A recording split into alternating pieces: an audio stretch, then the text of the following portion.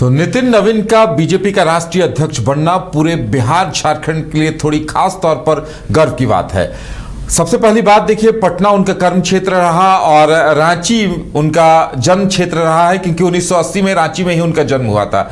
और नितिन नवीन का राष्ट्रीय अध्यक्ष बनना 45 वर्ष की उम्र में, और जिसके प्रस्तावक पीएम नरेंद्र मोदी खुद बने हो, आप समझ सकते हो कि नितिन नवीन अब किस हैसियत और किस कद के हो गए हैं। और अब उनके साथ एक कांटों भरा ताज भी उनके सर पर कहा जा सकता है, क्योंकि 45 वर्ष की उम्र में इतना बड़ा पद मिल जाना अपने आप में उनके लिए एक बड़ी उपलब्धि है। हमारे साथ हमारे वरिष्ठ सहयोगी राकेश रंजन जी हैं। राकेश जी, नितिन नवीन के लिए देखिए, बिहार झारखंड के लिए तो गर्व की बात है, पूरे बिहार के लिए आज गर्व की बात है, और इसके साथ साथ देखिए उनके लिए एक बहुत बड़ी चुनौती भी है इतने बड़े पद पर पहुंचना।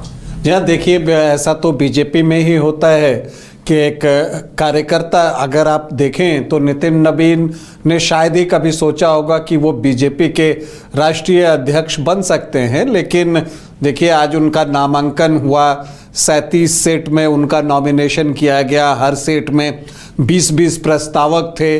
उनमें नरेंद्र मोदी, गृह मंत्री अमित शाह उनके प्रस्तावक बने, और अब ये तय है कि वो निर्विरोध चुने जाएंगे। तो बीजेपी के नए राष्ट्रीय अध्यक्ष नितिन नवीन बन गए।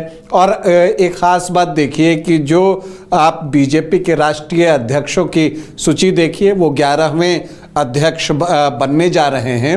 लेकिन इस सूची में आप देखिए तो कौन कौन से नाम हैं: अटल बिहारी वाजपेयी, लाल कृष्ण आडवाणी, मुरली मनोहर जोशी, जनक कृष्ण मूर्ति, बंगारू लक्ष्मण हैं। इसके अलावा राजनाथ सिंह, नितिन गडकरी, अमित शाह, वेंकैया नायडू, तो जो जेपी नड्डा बने, और अब जो है सो बारी आई है नितिन नवीन की। तो इन सूची में जिनमें अटल, आडवाणी और जोशी का नाम शामिल है, अमित शाह का नाम शामिल है, जेपी नड्डा का नाम शामिल है, वेंकैया नायडू का नाम शामिल है, उसी कड़ी में जो है एक और नाम जुड़ गया है नितिन नवीन का।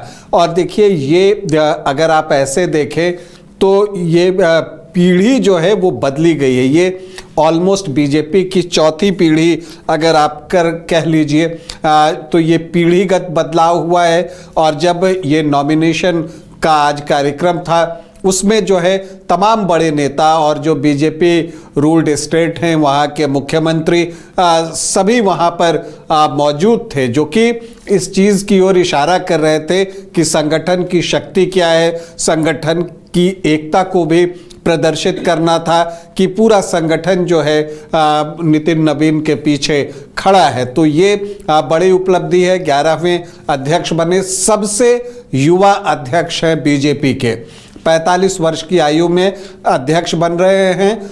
इससे पहले ये रिकॉर्ड गृह मंत्री अमित शाह के नाम था, जो कि 49 वर्ष की आयु में बीजेपी के राष्ट्रीय अध्यक्ष जो है वो बने थे। तो ये सारी चीज़ें तो जो है वो चुनाव से रिलेटेड है। कल उनकी ताजपोशी भी 11 बजे के आसपास जो है वो हो जाएगी। लेकिन जिन चुनौतियों की आप बात कर रहे हैं, जिस ताजपोशी के बाद जो चुनौतियों का सामना उनको करना है, तो देखिए 2026 में जो है वो 5 राज्यों के चुनाव है। 5 राज्यों के चुनाव में अगर आप देखिए तो एक पश्चिम बंगाल है, इसके अलावा आप देखिए तो तमिलनाडु है, केरल है। तो ये 3 तो ऐसे राज्य हैं जहां पर कि बीजेपी इससे पहले कभी सत्ता में रही नहीं है। तो ये एक चुनौती है कि इन राज्यों में क्या नितिन नवीन के नेतृत्व में बीजेपी जो है वो सरकार में आ सकती है, ये एक बड़ा सवाल है। इसके अलावा असम है, पुडुचेरी है, तो यहाँ पर भी चुनाव होगा। तो ये जो 5 राज्यों के चुनाव हैं वो नितिन नवीन के लिए सबसे बड़ी चुनौती हैं। खास करके बंगाल और तमिलनाडु और केरल की बात कीजिए तो ये बड़ी चुनौती है उनके लिए।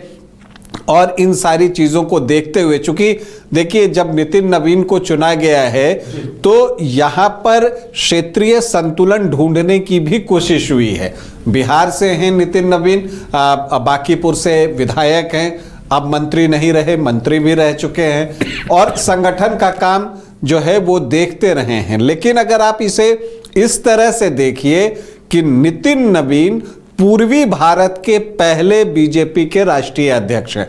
इससे पहले पूर्वी भारत से जो है वो राष्ट्रीय अध्यक्ष बना नहीं था, तो वो पहले व्यक्ति हैं। तो अब इसमें आप बिहार जो है वो देखते हैं, झारखंड देखते हैं, बंगाल देखते हैं, उड़ीसा देखते हैं, नॉर्थ ईस्ट देखते हैं।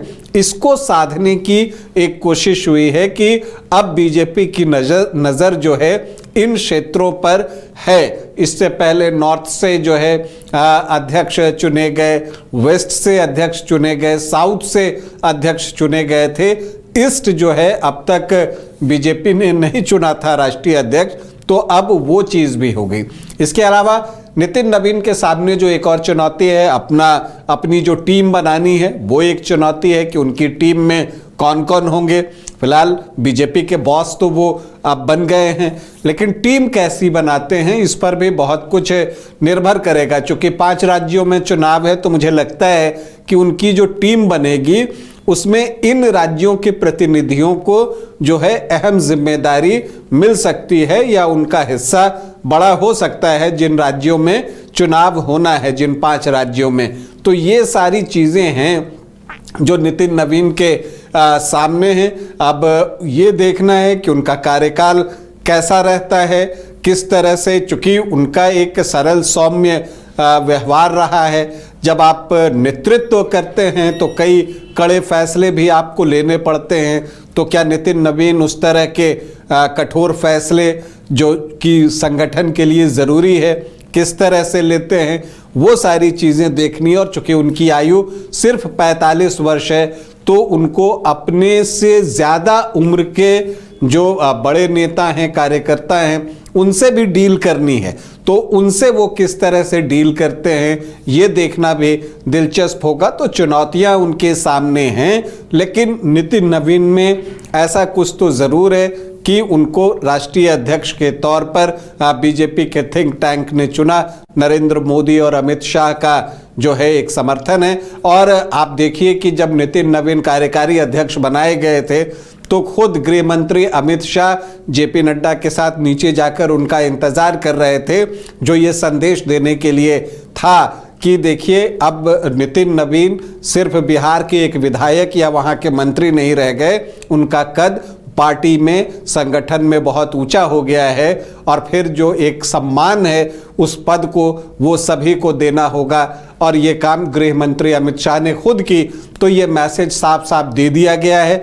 अब देखना है कि नितिन नवीन किस तरह से कार्य करते हैं और पार्टी को उन राज्यों में जहां उन्हें कभी जीत नहीं मिली है, किस तरह से जीत की राह पर लेकर आगे बढ़ते हैं। तो वाकई में एक बड़ी उपलब्धि होने के साथ साथ एक बड़ी चुनौती भी है। 5 राज्यों के चुनाव सर पर हैं और अब देखने वाली बात होगी कि नितिन नवीन इन चुनौतियों पर कहां तक और कितने खरे उतर पाते हैं।